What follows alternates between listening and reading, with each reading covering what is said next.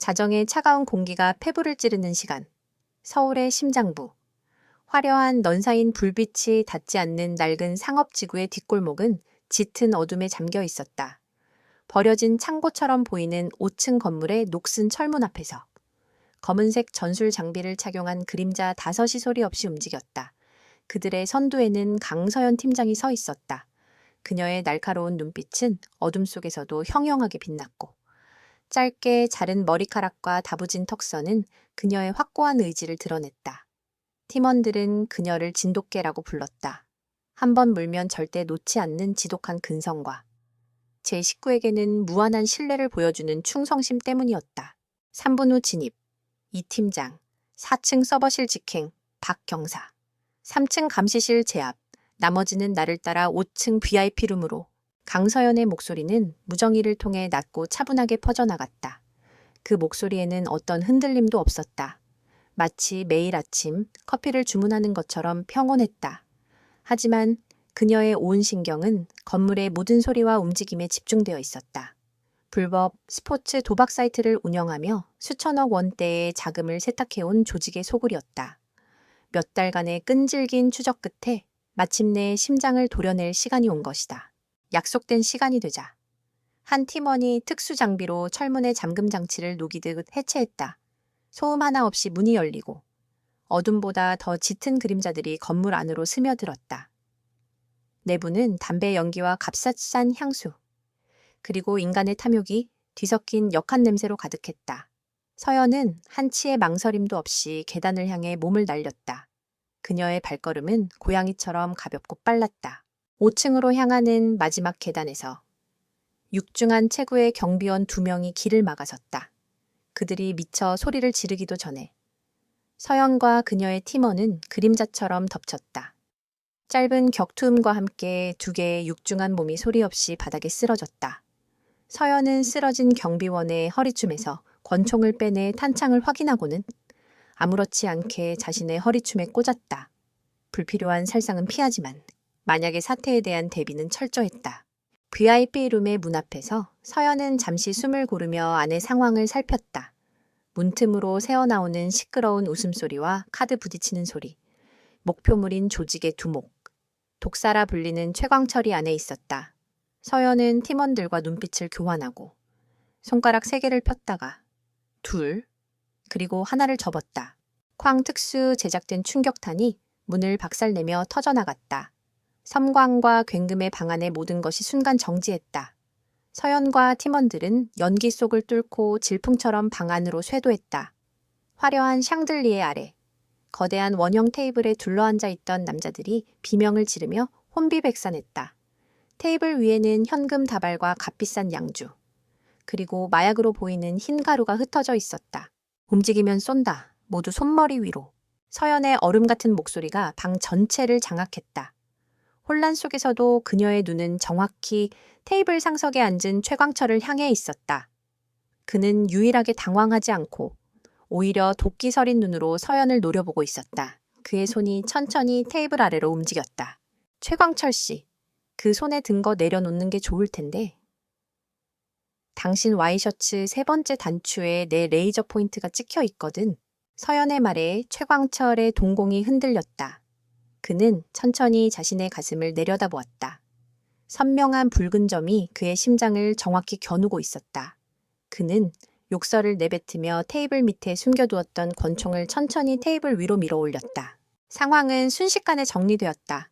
현장에서 체포된 조직원만 20명. 압수된 현금과 불법 자산은 추정조차 어려울 정도였다. 동이 틀 무렵. 소란이 휩쓸고 간 건물에서 마지막으로 걸어 나온 서연은 지친 기색 없이 담배 한 개비를 입에 물었다. 한 팀원이 다가와 불을 붙여주었다. 팀장님, 역시 진돗개는 다르십니다. 독사 혓바닥도 못 내밀게 만드시네요. 서연은 희미하게 웃으며 연기를 길게 내뿜었다. 독사는 이제 동물원으로 갔으니 더 큰 뱀을 잡으러 가야지. 그녀의 농담에 팀원들의 얼굴에 안도와 존경이 뒤섞인 미소가 번졌다. 사무실로 복귀한 시간은 아침 9시가 넘어서였다.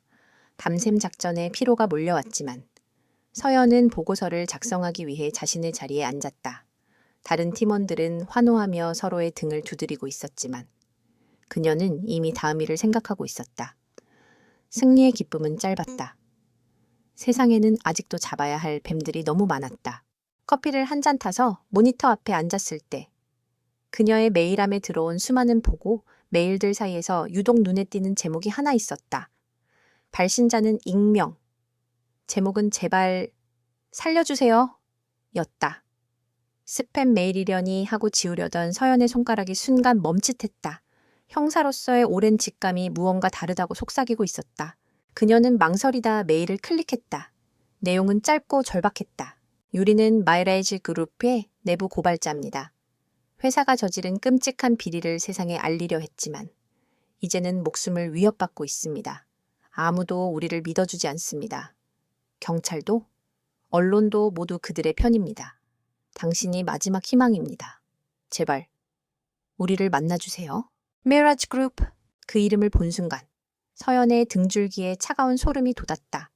대한민국 경제를 움직이는 거대한 공룡, IT, 바이오, 건설을 아우르는 초일류 기업, 그리고 그 정점에는 카리스마 넘치는 젊은 총수, 윤태석 회장이 있었다. 언론에서는 그를 혁신의 아이콘이자 차세대 리더로 칭송했다.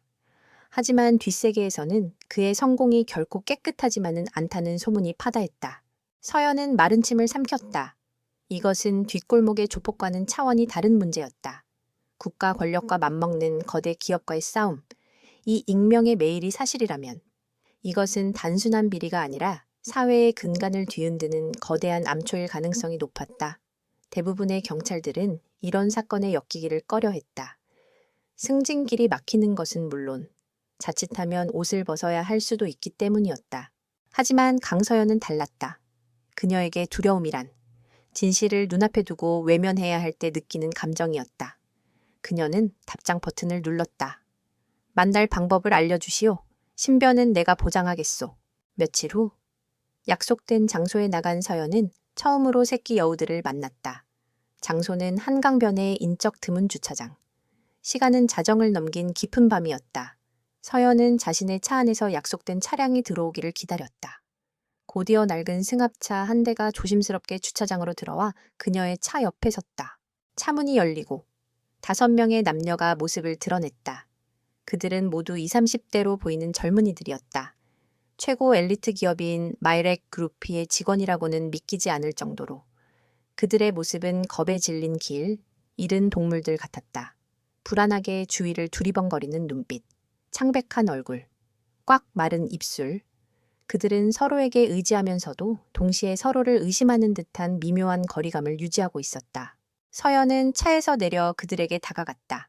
그녀의 등장에 5명은 마치 사냥꾼 앞에 선 사슴처럼 잔뜩 경계하며 몸을 움츠렸다. 강서연입니다. 서연의 낮은 목소리에 그들 중 리더 격으로 보이는 한 남자가 떨리는 목소리로 입을 열었다. 정말 우리를 도와주실 수 있습니까? 이야기를 들어보고 결정하지. 우선 당신들이 가진 걸 보여줘. 그들은 망설이다가 가방에서 노트북과 USB 몇 개를 꺼냈다. 그것이 그들의 목숨줄이자 모든 것의 시작이었다. 같은 시각, 서울의 가장 높은 빌딩, 미락그룹의 펜트하우스의 회장실에서는 도시의 야경을 발 아래에 둔 채 한 남자가 위스키 잔을 기울이고 있었다. 윤태석 회장이었다. 완벽하게 재단된 슈트를 입은 그의 얼굴에는 오만함과 자신감이 넘쳐 흘렀다. 그의 앞에는 그림자처럼 서 있는 비서실장, 최기철 이사가 서 있었다. 사람들은 그를 미스터 최라고 불렀다. 윤 회장의 손과 발이 되어 모든 더러운 일을 처리하는 해결사였다. 회장님, R&D 센터에서 데이터 일부가 유출된 정황이 포착되었습니다. 내부 소행으로 보입니다. 관련된 쥐새끼들은 5명 정도로 추려졌습니다. 최 이사의 보고에 윤태석은 코웃음을 쳤다. 그는 야경을 향해 잔을 들어 보이며 나른하게 말했다. 쥐새끼네 왕국의 쥐새끼라니. 불쾌하군. 어떻게 키우는 회사인데 최 이사. 알아서 조용히 처리해. 쥐덫을 놓든 쥐약을 풀든 다시는 내 귀에 그따위 소리가 들리지 않게. 알겠습니다. 다만 그들 중 하나가 경찰에 접촉을 시도한 흔적이 있습니다. 그 말에 윤태석의 눈썹이 미세하게 꿈틀했다. 그는 천천히 몸을 돌려 최 이사를 바라보았다. 그의 눈빛은 방금 전에 나른함은 온데간데 없이 얼음장처럼 차갑고 날카로워져 있었다. 경찰 어느 서? 어떤 놈이지? 아직 특정되지는 않았습니다만 곧 알아낼 수 있습니다. 알아내. 그리고 그 경찰 나부랭이가 누구든 내 일에 끼어들면 어떻게 되는지 똑똑히 가르쳐줘. 이 나라는 돈과 권력이 법 위에 있다는 걸 아직도 모르는 멍청이들이 있나 보군. 이 밀락의 제국을 건드린 대가가 얼마나 끔찍한지 뼈저리게 느끼게 해 주라고. 윤태석은 다시 야경으로 고개를 돌리며 위스키를 한 모금 마셨다. 그의 입가에 비릿한 미소가 걸렸다. 그는 이 모든 것을 사소한 해프닝 정도로 여기고 있었다. 감히 자신의 제국에 흠집을 내려는 어리석은 존벌레들의 발악, 그리고 그 벌레들을 도우려는 이름 모를 하찮은 경찰 하나. 그는 자신이 얼마나 거대한 존재인지, 상대가 얼마나 미약한 존재인지 잘 알고 있었다. 그래서 그는 방심했고 그들을 얕보았다. 한강변 주차장에서. 서연은 5명의 겁에 질린 눈동자들을 차례로 응시했다. 그들이 내민 자료들을 대강 훑어본 그녀의 표정은 점점 더 굳어졌다. 분식 회계, 비자금 조성, 불법 로비, 기술 탈취. 이것은 단순한 비리가 아니었다. 대한민국을 통째로 삼키려는 거대한 악의 실체였다. 서연은 마음을 정했다. 그녀는 진돗개였다. 한번 사냥감을 정하면 그 사냥감이 아무리 거대한 공룡이라 할지라도 절대 물러서는 법이 없었다. 그녀는 길 잃고 상처 입은 이 5마리의 새끼 여우들을 자신의 품에 거두기로 결심했다. 그리고 그들을 위협하는 거대한 포식자와의 전쟁을 시작하기로 마음먹었다. 지금부터 내 지시에 따릅니다. 당신들은 이제부터 내 사람들입니다. 서연의 단호한 선언에 5명의 눈동자의 처음으로 희미한 희망의 빛이 어렸다. 그들은 아직 몰랐다. 자신들을 거두어준 이 여영사가 단순한 보호자가 아니라 자신들을 이 거대한 싸움에서 살아남을 수 있는 강인한 전사로 키워낼 조련사라는 것을, 그리고 그들의 이 만남이 대한민국을 뒤흔들 거대한 폭풍의 시작이라는 것을. 어둠 속에서 진돗개는 5마리의 새끼 여우들을 이끌고 위험한 숲속으로 첫 발을 내디뎠다.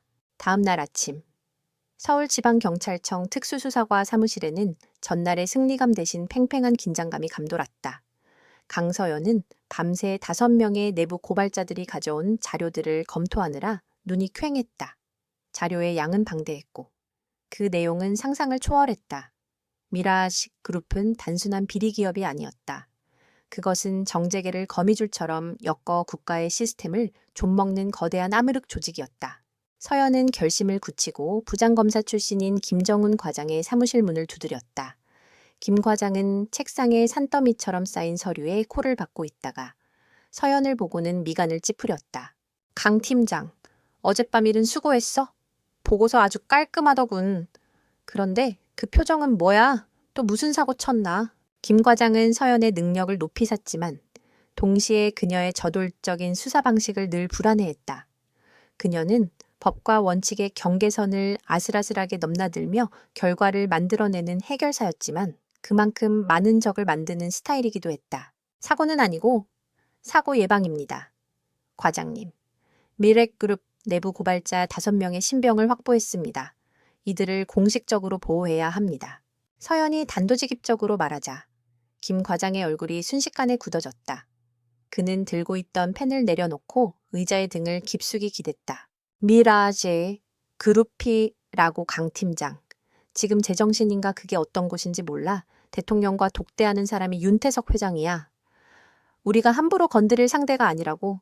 그렇기 때문에 더더욱 보호해야 합니다. 그들의 목숨이 위험합니다.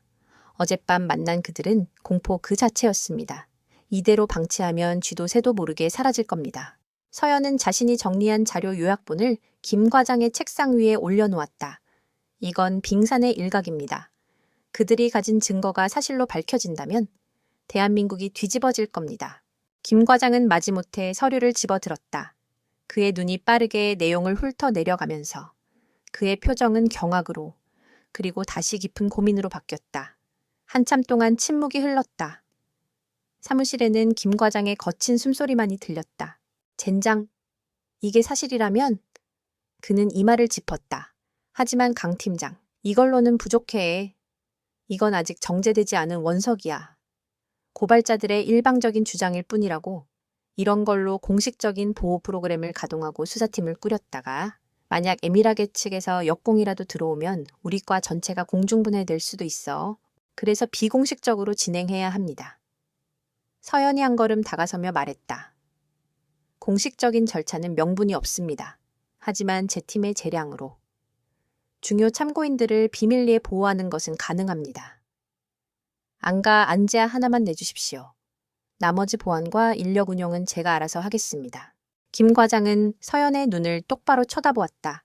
그 눈에는 두려움이 아닌 진실을 향한 광적인 집념이 서려 있었다. 그는 한숨을 길게 내쉬었다. 결국 이 진돗개를 말릴 수는 없을 터였다. 청 외곽에 예전에 대공분실로 쓰던 안가가 하나 비어있긴 하다. 하지만 명심해. 이건 자네 팀의 단독한 행동이야. 문제가 생겨도 청에서는 아무것도 지원해 줄 수 없어. 아니, 자네의 존재 자체를 부정할 수도 있단 말이다. 감사합니다. 과장님. 그걸로 충분합니다. 서연은 짧게 고개를 숙이고 사무실을 나왔다. 그녀는 위험한 도박에 모든 것을 걸었다. 하지만 그녀는 알고 있었다. 이 싸움에서 진다면 그녀가 잃는 것은 단순히 경찰 배지뿐만이 아닐 것이라는 것을 이 사회의 마지막 정의와 신뢰가 함께 무너져 내릴 터였다. 그날 오후 서연과 그녀의 핵심 팀원인 박 경사는 5명의 고발자들을 약속된 장소에서 다시 만나 그들을 태우고 경기도 외곽의 한적한 곳에 위치한 안가로 향했다.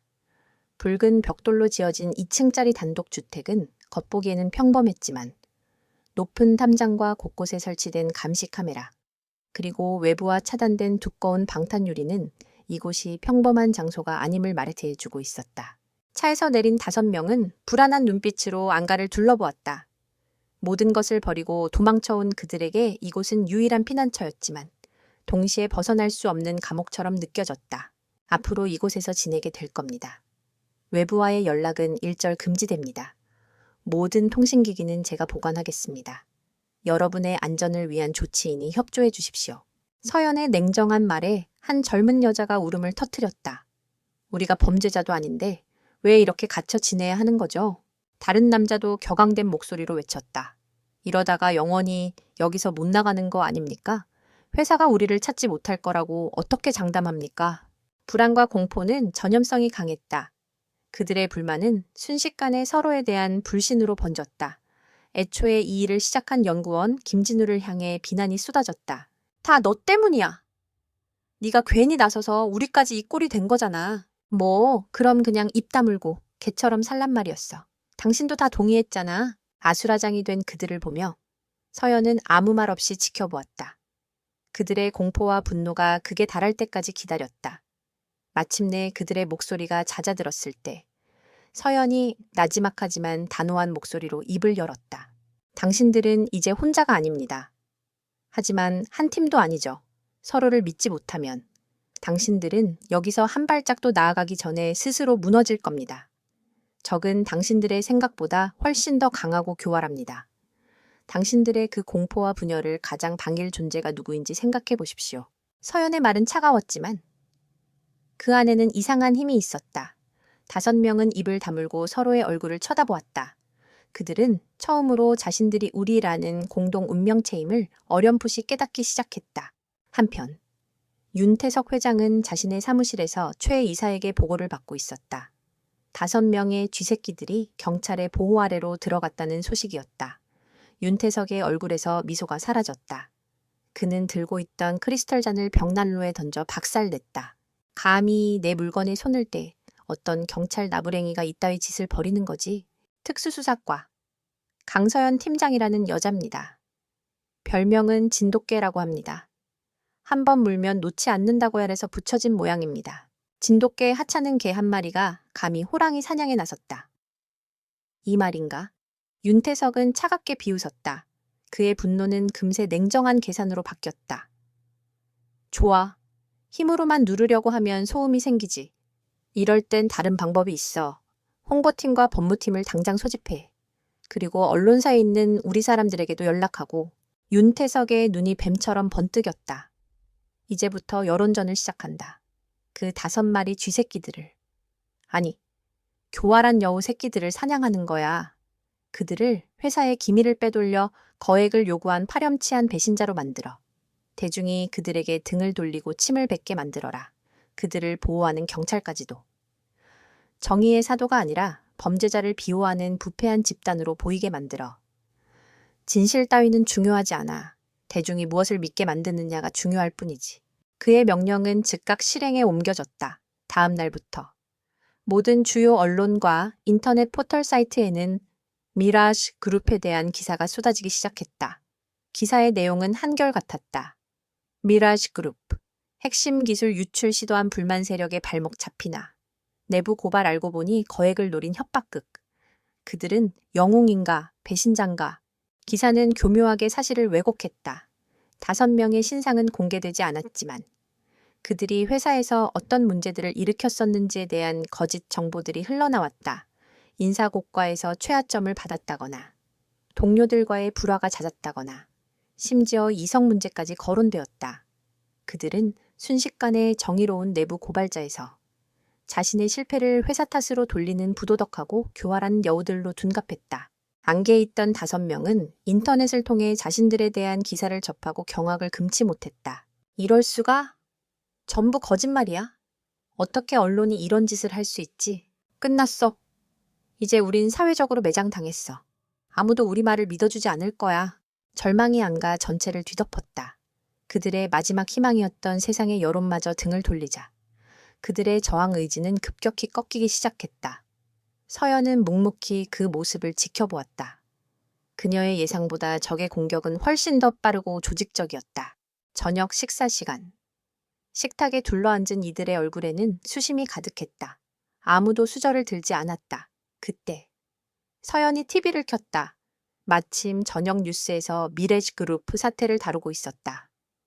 화면에는 윤태석 회장이 직접 인터뷰에 응하는 모습이 나왔다. 그는 슬픔과 비통함이 뒤섞인 표정으로 한때 동료였던 이들의 비뚤어진 행동에 대해 유감을 표하며 회사는 흔들림 없이 혁신을 계속해 나갈 것이라고 말했다.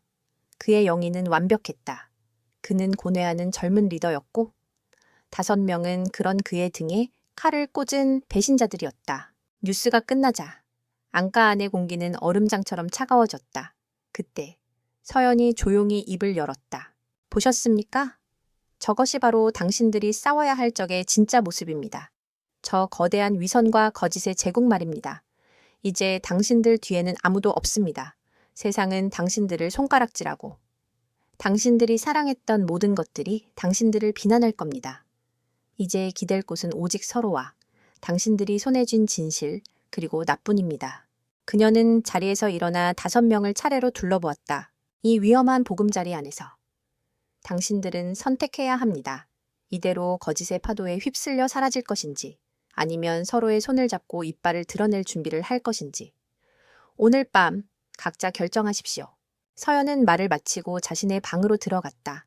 문이 닫히고 거실에는 무거운 침묵만이 남았다. 그녀는 그들에게 동정이나 위로를 건네지 않았다. 대신 혹독한 현실을 직시하게 했다. 이 위험한 안가 안에서 겁에 질린 새끼 여우들이 살아남기 위해서는 스스로 사냥하는 법을 배우는 수밖에 없었다. 그리고 그들의 첫 번째 사냥 수업은 이제 막 시작되려 하고 있었다. 강서연의 방문이 닫히고 5명의 남녀는 깊은 침묵 속에 남겨졌다. TV 화면에서는 여전히 윤태석 회장의 위선적인 얼굴이 다른 뉴스의 헤드라인으로 스쳐 지나가고 있었다. 세상이 그들에게 내린 판결과도 같았다. 거실의 공기는 납처럼 무겁게 가라앉았다. 가장 먼저 침묵을 깬 것은 격앙된 목소리의 엔지니어 박민준이었다. 그는 주먹으로 테이블을 내리쳤다. 젠장 저 여자 말대로야. 우린 이제 버려졌어. 세상에 우리 편은 아무도 없다고. 회계팀의 이수진이 어깨를 떨며 흐느꼈다. 그럼 이제 어떻게 해? 여기서 평생 숨어 살아야 해. 가족들도. 친구들도 다 나를 배신자라고 생각할 텐데. 그녀의 울음은 다른 이들의 절망감에 불을 붙였다. 모두가 서로를 탓하고 자신의 선택을 후회하며 무력감에 빠져들었다. 그때 이 모든 일의 시작이었던 연구원 김진우가 조용히 입을 열었다. 그의 목소리는 떨리고 있었지만 그 안에는 작은 불씨 같은 것이 남아 있었다. 아니, 아직 끝나지 않았어. 모두의 시선이 그에게로 향했다. 김진우는 겁에 질려 있던 이전의 모습과는 다른 결연한 눈빛으로 동료들을 바라보았다. 우리가 왜 이 일을 시작했는지 잊었어. 돈 때문이었나? 아니면 회사에 대한 복수심 아니잖아. 이건 옳지 않다고. 최소한의 양심을 지키고 싶어서였잖아. 세상이 우리를 뭐라고 부르든. 그 사실은 변하지 않아. 법무팀의 조용한 보조원이었던 최유라가 고개를 들었다. 하지만 진실이 무슨 소용이에요? 아무도 믿어주지 않는데. 그래서 우리가 믿게 만들어야지. 김진우의 목소리에 힘이 실렸다. 강서연 팀장 말이 맞아. 이제 우리 뒤엔 아무도 없어. 기댈 곳은 우리 자신들 뿐이야. 우리가 여기서 무너지면 윤태석이 이기는 거야. 우리가 틀렸고. 저들의 거짓이 진실이 되는 거라고 그렇게 둘 순 없어. 그의 말은 어둠 속의 등대처럼 다른 이들의 마음을 파고들었다. 냉소적이던 마케팅팀의 한태호마저 팔짱을 낀 채 입을 열었다. 저 진돗개 같은 여자. 마음에 들진 않지만 틀린 말은 안 하는군. 어차피 이렇게 된 거. 꼬리 내리고 사느니 뭐라도 해보고 죽어야 덜 억울하지 않겠어. 그날 밤 그들은 처음으로 서로의 이야기를 털어놓았다. 각자가 어떻게 미라즈 그룹의 어두운 비밀을 알게 되었는지, 얼마나 많은 밤을 공포와 양심의 가책 속에서 보내야 했는지, 서로의 상처와 두려움을 공유하면서 그들 사이를 가로막고 있던 불신의 벽이 조금씩 허물어지기 시작했다. 5개의 외로운 섬이 서서히 하나의 작은 대륙으로 이어지고 있었다. 다음 날 아침, 서연이 거실로 나왔을 때 그녀를 맞이한 것은 이전과는 완전히 다른 풍경이었다. 5명은 밤새 잠을 설친 듯 피곤해 보였지만 그들의 눈에는 더 이상 절망의 그림자가 없었다. 대신 조용하지만 단단한 결의가 자리 잡고 있었다. 결정은 한 것 같군. 서연이 커피를 내리며 무심하게 말했다. 김진우가 대표로 대답했다. 네, 싸우겠습니다. 어떻게 해야 합셔야 합니까? 서연은 커피잔을 들고 테이블에 앉았다. 좋아, 그럼 오늘부터. 당신들의 첫 번째 사냥 수업을 시작한다. 그녀가 말한 사냥 수업은 체력 훈련이나 격투 기술이 아니었다. 그것은 진실을 무기로 만드는 방법, 기억을 증거로 단련시키는 과정이었다. 서연은 먼저 그들 각자와 개별 면담을 시작했다. 감시와 도청의 위험이 없는 방음 처리된 작은 방에서였다. 첫 번째는 김진우였다. 그는 자신이 개발하던 신약의 임상 데이터가 어떻게 조작되었는지, 그 과정에서 발생한 치명적인 부작용이 어떻게 은폐되었는지를 논리적으로 설명했다. 하지만 그의 설명은 너무 전문적이고 방대했다. 서연은 그의 말을 중간에 끊었다. 김진우 씨, 당신은 천재 연구원일지 몰라도 최악의 증인이야. 배심원들은 당신의 전문 용어를 하나도 이해하지 못할 거야. 그들이 원하는 건 복잡한 데이터가 아니라 사람의 이야기야. 당신은 언제 처음으로 회사가 사람의 목숨보다 돈을 중시한다는 사실을 깨달았지. 그때 기분이 어땠나? 누구에게 말하고 싶었나? 왜 말하지 못했지? 서연의 질문은 사건의 본질을 파고들었다. 김진우는 처음으로 자신의 연구가 아닌 한 인간으로서 겪었던 고뇌와 공포에 대해 이야기하기 시작했다. 다음은 이수진이었다. 그녀는 수백 개의 비자금 계좌와 자금 흐름을 외우고 있을 정도로 숫자에 밝았지만 극도의 압박감에 시달리고 있었다. 그녀는 말하는 내내 손톱을 물어뜯었다. 서연은 그녀에게 회계 장부가 아닌 다른 것을 물었다. 윤태석 회장을 개인적으로 본 적 있나? 네, 몇 번. 복도에서 스쳐 지나간 적이 있습니다. 그의 눈을 본 적 있나? 어떤 눈이었지? 서연의 엉뚱한 질문에 이수진은 당황했지만 기억을 더듬었다. 아주 차가웠습니다. 사람을 보는 게 아니라. 그냥 물건을 보는 듯한 그래, 바로 그거야. 법정에서 당신은 그 차가운 눈빛에 대해 증언해야 해. 숫자는 거짓말을 하지 않지만 감정을 전달하지도 못해. 당신의 두려움, 당신이 느꼈던 그 비인간적인 모멸감, 그게 바로 당신의 가장 강력한 무기야. 서연은 박민준의 충동적인 정의감을 날카로운 논리로 다듬었고 최유라의 소심함 뒤에 숨겨진 놀라운 관찰력과 기억력을 이끌어냈다. 냉소적이던 한태호에게는 그가 직접 실행했던 미락의 여론 조작 기술을 역으로 이용하여 상대방의 전략을 예측하고 파회하는 임무를 맡겼다. 개별 면담이 끝나고 서연은 그들 모두를 거실의 대형 화이트보드 앞에 모았다. 그리고 그들이 각자 가지고 있던 정보의 조각들을 하나씩 보드 위에 붙이기 시작했다. 연구 데이터, 비자금 계좌, 로비 명단, 증거 인멸 지식, 메일.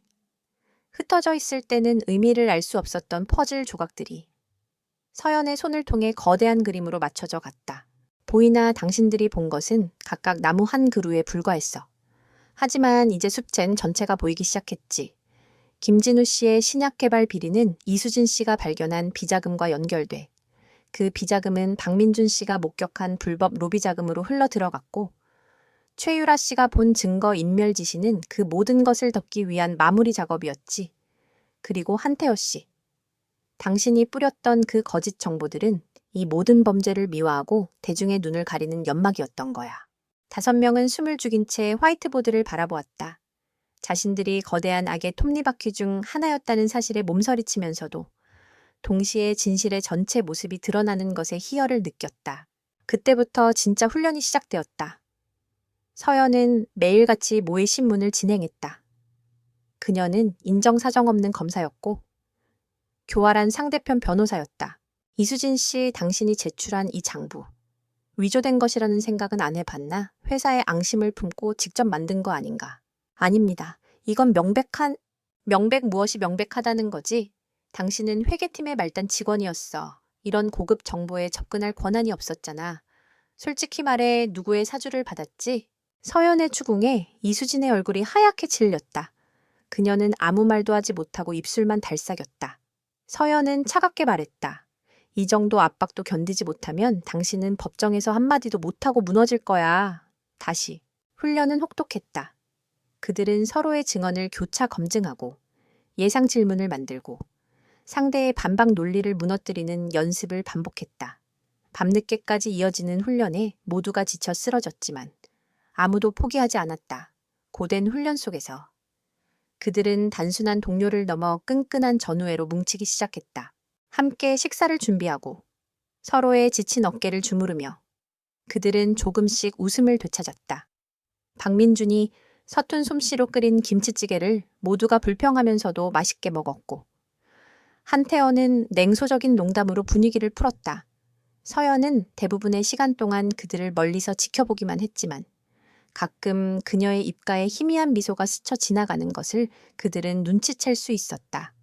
그녀가 혹독하게 몰아붙이는 것은 그들을 미워해서가 아니라 진짜 전쟁터에서 살아남게 하기 위한 어미짐승의 방식이라는 것을 어렴풋이 깨닫고 있었다. 한 달의 시간이 흘렀다. 그들은 더 이상 겁에 질린 새끼 여우들이 아니었다.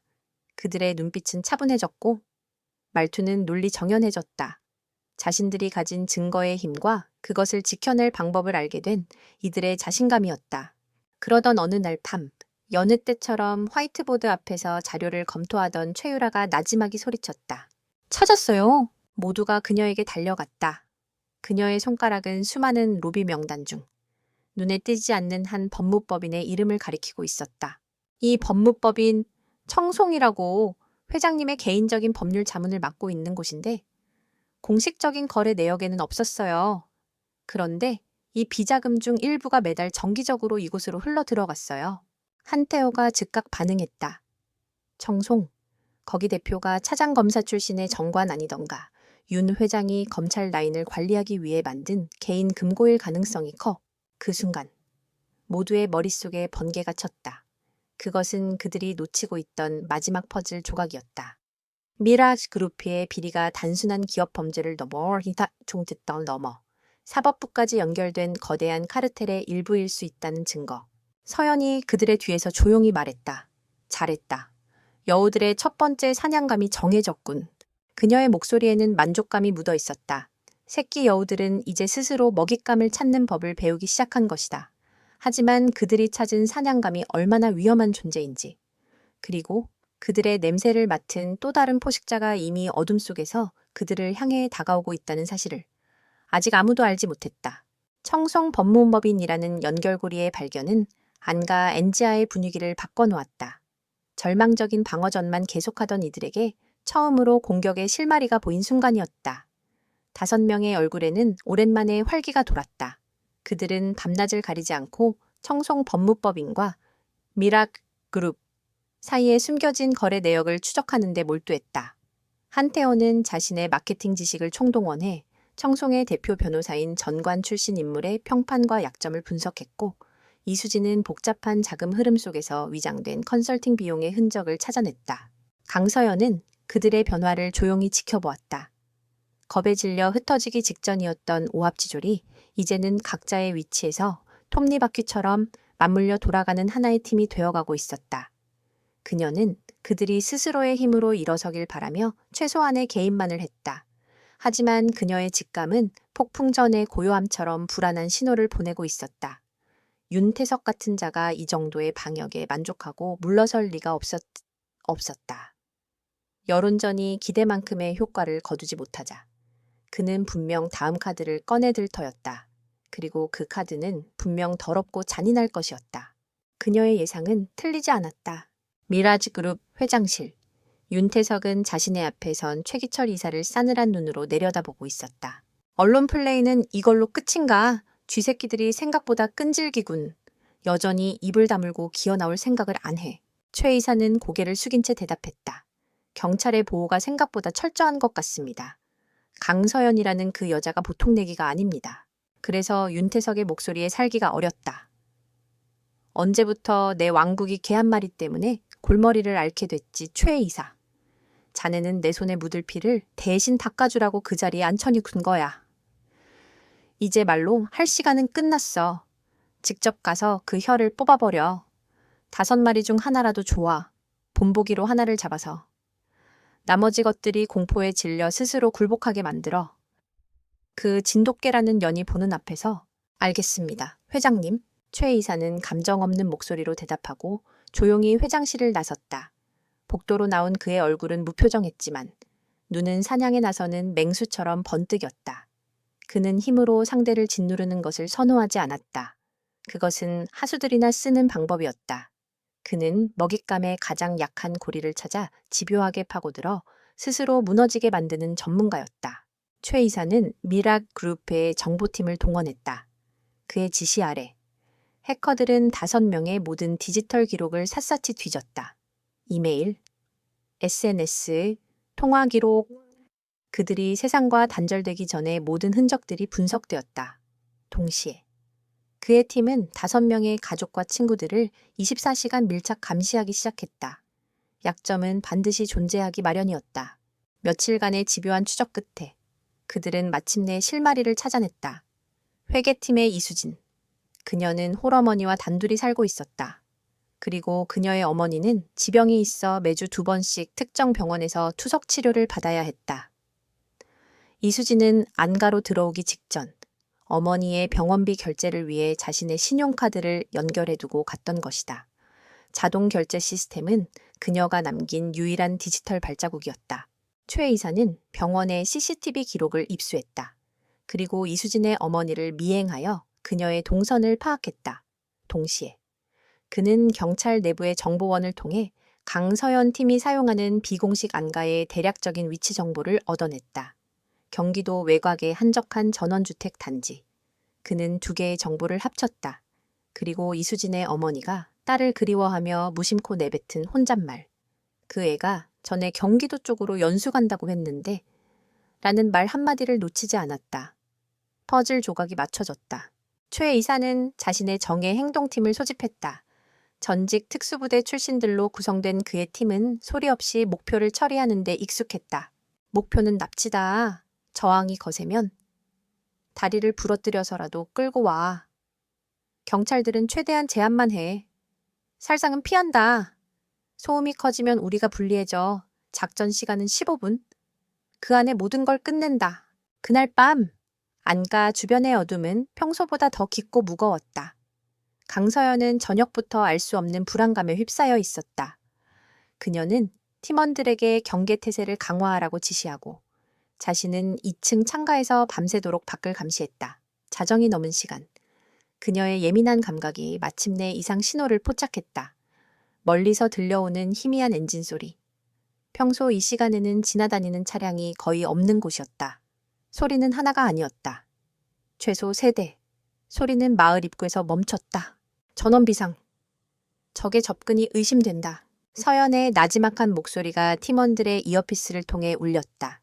안가 안에 있던 박 경사와 다른 팀원 2명은 즉시 전투태세에 들어갔다. 그들은 소음기를 장착한 권총을 꺼내 들고 각자의 위치에 배치되었다. 5명은 즉시 지하 안전실로 대피시켜 박 경사가 겁에 질린 5명을 이끌고 서둘러 지하로 향했다. 그 순간 안가의 모든 전기가 한꺼번에 나가며 칠흑 같은 어둠이 찾아왔다. 비상전력으로 최소한의 조명이 켜지기까지 몇 초의 시간이 흘렀다. 적들이 외부 차단기를 내린 것이다.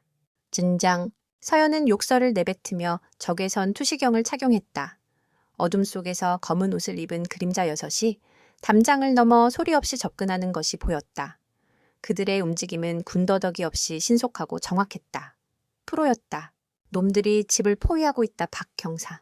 지하 입구를 사수해 절대 열어주지 마. 서연은 창문을 통해 침입자들을 향해 경고 사격을 했다. 탕탕 소음기가 장착된 총성은 둔탁한 파열음에 불과했지만 침입자들의 발을 잠시 묶어두기에는 충분했다. 하지만 그들은 당황하지 않고 즉시 주변 엄폐물에 몸을 숨기며 대응 사격을 시작했다. 그들의 총에도 소음기가 달려 있었다. 어둠 속에서 소리 없는 총격전이 벌어졌다. 적의 주공은 현관과 뒷문이었다.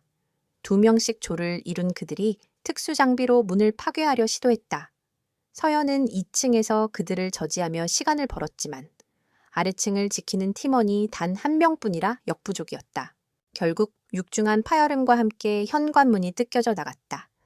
침입자 2명이 연막탄을 던지며 집 안으로 들이닥쳤다. 자욱한 연기 속에서 1층을 지키던 팀원이 다리에 총을 맞고 쓰러졌다. 김경사. 서연은 비명을 질렀지만 지원하러 내려갈 수가 없었다. 다른 침입자들이 2층으로 올라오기 위해 창문을 깨고 있었기 때문이었다. 상황은 최악으로 치닫고 있었다. 지하 안전실 문 앞에서 박 경사는 필사적으로 문을 막고 있었다. 문 밖에서는 침입자들이 강력한 해머로 문을 부수려는 듯 쿵쿵 하는 굉음이 울려 퍼지고 있었다. 문이 조금씩 찌그러지기 시작했다. 안전실 안에 있던 5명은 서로를 부둥켜 안고 공포에 떨고 있었다.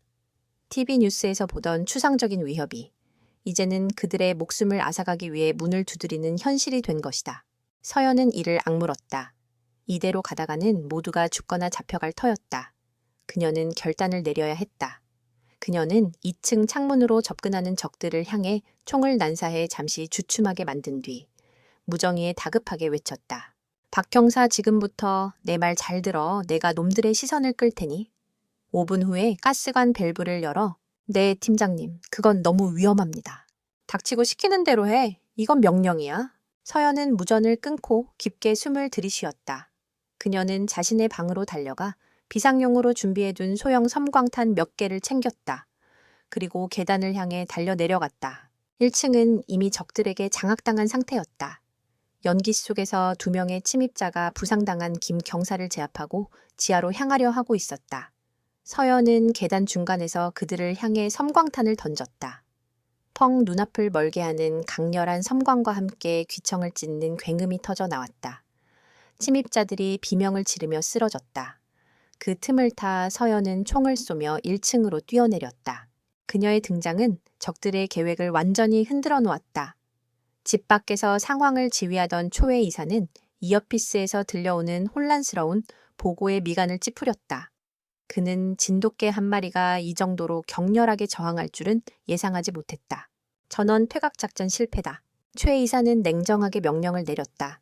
소음이 커지고 시간을 지체할수록 경찰 지원 병력이 도착할 가능성이 높았다. 그는 미련 없이 철수를 결정했다. 침입자들은 부상당한 동료를 부축하며 신속하게 집을 빠져나갔다. 그들이 사라지자 안개는 지독한 정적만이 남았다.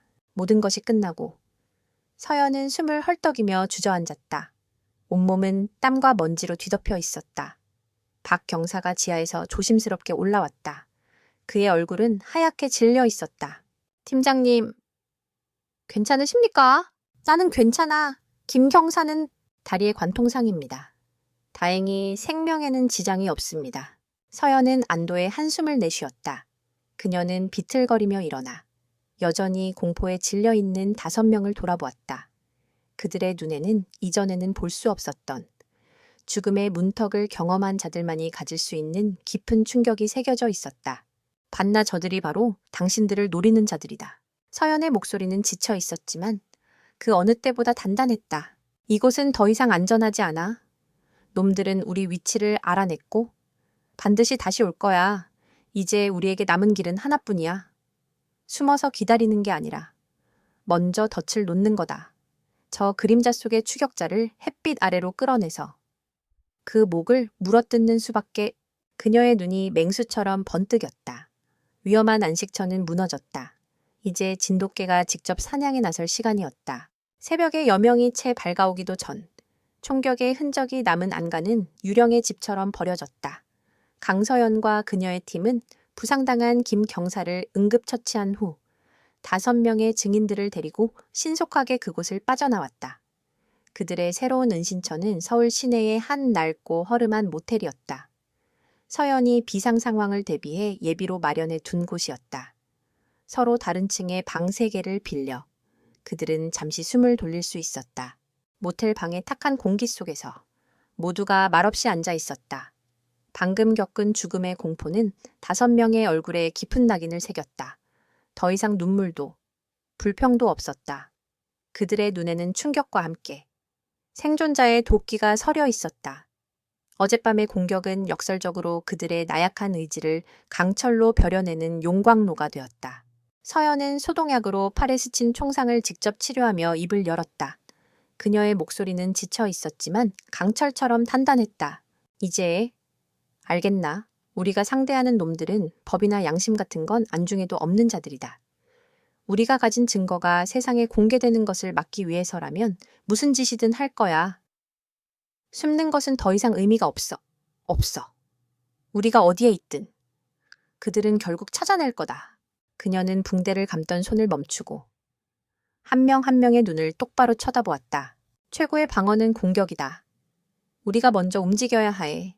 놈들이 우리를 사냥하게 둘 게 아니라 우리가 판을 짜고 놈들을 그 위로 끌어들여야 한다. 덫을 놓을 거다. 돛이라는 말에 모두의 눈이 번뜩였다. 냉소적이던 한태호가 먼저 입을 열었다. 덫이라 구체적인 계획이라도 있습니까? 아직은 없어. 이제부터 그걸 당신들과 함께 만들 거다. 서연의 말에 5명은 놀란 표정을 지었다. 지금까지 그들은 보호받아야 할 증인이었을 뿐 작전의 주체는 아니었다. 서연은 말을 이었다. 이 싸움은 더 이상 나나 우리 팀만의 싸움이 아니야. 당신들의 싸움이기도 해. 당신들은 미라그룹의 내부를 누구보다 잘 알고 있어. 그들의 약점, 그들의 욕망, 그들이 어떻게 생각하고 움직이는지. 당신들의 지식과 경험이 바로 우리의 가장 강력한 무기다. 그녀는 낡은 테이블 위에 큰 종이를 펼쳤다. 자, 이제부터 여우 사냥이 아니라 곰 사냥 계획을 세워보자. 당신들이 사냥꾼이다. 어떻게 저 거대한 곰을 잡겠나? 처음에는 어색한 침묵이 흘렀다. 하지만 곧 한태여가 조심스럽게 아이디어를 제시했다. 미끼를 던져야 합니다. 놈들이 절대로 거부할 수 없는 아주 달콤한 미끼를. 어떤 미끼? 분열입니다. 한태어의 눈이 날카롭게 빛났다. 우리 5명 중 1명이 배신한 것처럼 꾸미는 겁니다. 경찰의 보호에 지쳤고 돈도 필요해서 우리가 가진 증거의 일부를 경쟁사나 언론에 팔아넘기려는 것처럼 보이게 만드는 거죠. 그의 아이디어에 모두가 집중했다. 연구원 김진우가 고개를 끄덕이며 말을 받았다. 좋은 생각입니다. 특히 제가 가진 신약 원천 기술 데이터라면 미라계의 경쟁사들은 얼마든지 큰 돈을 주고 사려고 할 겁니다. 윤태석 회장은 그 기술이 다른 곳으로 넘어가는 것을 목숨처럼 싫어하죠. 서연은 그들의 말을 들으며 종이 위에 빠르게 구조도를 그리기 시작했다. 미끼는 정해졌군. 그럼 그 미끼를 누가 어떻게 물게 할 건가? 윤태석을 직접 끌어내는 건 불가능해. 분명 해결사인 초의 이사를 보낼 거다.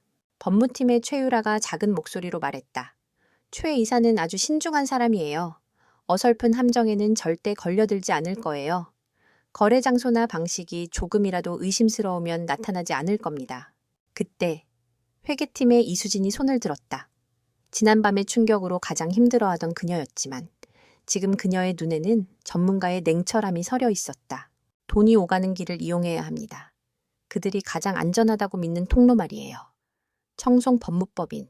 순간 모두의 시선이 다시 한번 집중되었다. 서연의 입가에 옅은 미소가 번졌다. 계속해봐. 청송은 윤 회장의 개인 금고나 마찬가지예요. 모든 검은 돈이 그곳을 통해 세탁되죠. 우리가 가진 증거 중 청송의 계좌 내역이 있다는 사실을 흘리는 겁니다. 배신자가 신약 데이터와 함께 청송의 비밀 장부를 넘기겠다고 제안하는 거죠.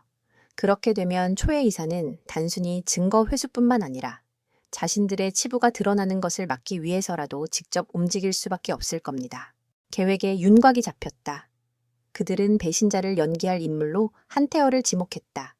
그는 사람의 심리를 다루는데 능숙했고 그의 냉소적인 성향은 배신자 역할의 안성맞춤이었다. 김진우와 이수진은 밤을 새워 진짜처럼 보이는 가짜 데이터 패키지를 만들었다. 일부는 사실이었지만 결정적인 정보는 교묘하게 왜곡하거나 암호화했다. 최유라는 거래에 필요한 법률 문서 초안을 작성하여 신빙성을 더했다. 박민주는 자신의 기술 지식을 이용해 데이터 패키지 안에 추적 장치를 심는 아이디어를 냈다. 이제 서연과 그녀의 팀이 움직일 차례였다. 서연은 경찰 내부의 다른 부서에는 알리지 않은 채 자신이 가장 신뢰하는 팀원들과 함께 비밀리에 작전을 준비했다. 박 경사는 거래 장소로 위장할 폐공장을 물색했고 통신 전문가인 다른 팀원은 한태어가 사용할 대포폰과 보안 이메일을 만들었다. 그들은 폐공장 곳곳에 초소형 카메라와 마이크를 설치했다. 모든 것이 일사천리로 진행되었다. 한편 최 이사는 자신의 사무실에서 지난밤의 습격 실패를 복귀하고 있었다. 그는 자신의 팀이 아마추어처럼 당했다는 사실에 분노했지만 동시에 강서연이라는 상대에 대한 평가를 수정해야 했다.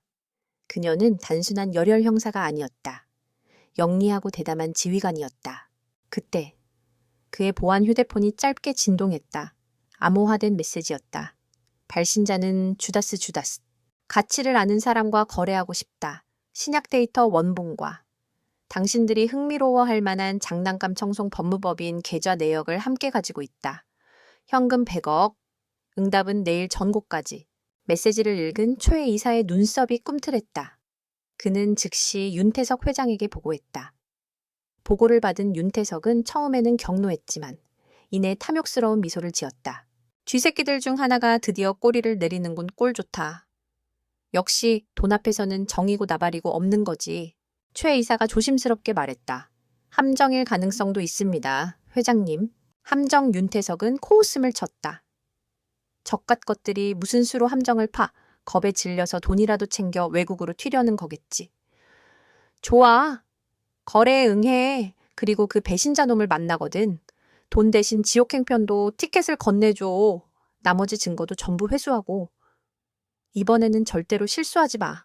윤태석은 자신의 오만함과 분노에 눈이 멀어 이것이 감히 자신을 향해 던져진 낚싯바늘이라는 사실을 깨닫지 못했다. 그는 덫을 향해 스스로 걸어 들어가고 있었다. 거래 날짜와 장소가 정해졌다. 약속 시간은 48시간 후. 자정. 장소는 인천항 근처에 버려진 제분 공장이었다. 작전 개시 몇 시간을 앞두고 서연은 팀원들과 5명을 모텔방에 소집했다. 그녀의 앞에는 폐공장의 상세한 도면과 작전 계획이 펼쳐져 있었다. 작전명 여우 사냥을 시작한다. 목표는 초의 이사와 그의 행동팀의 현장 검거, 그리고 그들이 가져올 거래 자금의 확보다. 이것은 에미라게와 청송 사이의 불법적인 관계를 증명할 결정적인 증거가 될 거다. 그녀는 한태어를 바라보았다. 한태어 씨, 당신이 가장 중요한 역할이야. 약속 장소에 혼자 나가서. 우리가 신호를 줄 때까지 최대한 시간을 끌어야 해. 위험할 거다. 정말 할 수 있겠나. 한태어가 피식 웃었다. 그의 눈에는 두려움이 아닌 기묘한 흥분감이 감돌고 있었다. 걱정 마십시오. 팀장님, 제가 평생 해온 일이 사람 속이는 겁니다. 이번만큼은 좋은 일에 써봐야죠. 모든 준비는 끝났다. 덫은 놓였고 미끼는 제 역할을 충실히 해냈다. 이제 사냥꾼들은 숨을 죽인 채 거대한 먹잇감이 덫 안으로 발을 들여놓기만을 기다리고 있었다. 폐공장의 스산한 바람 속에서 강서연은 조용히 총을 장전했다.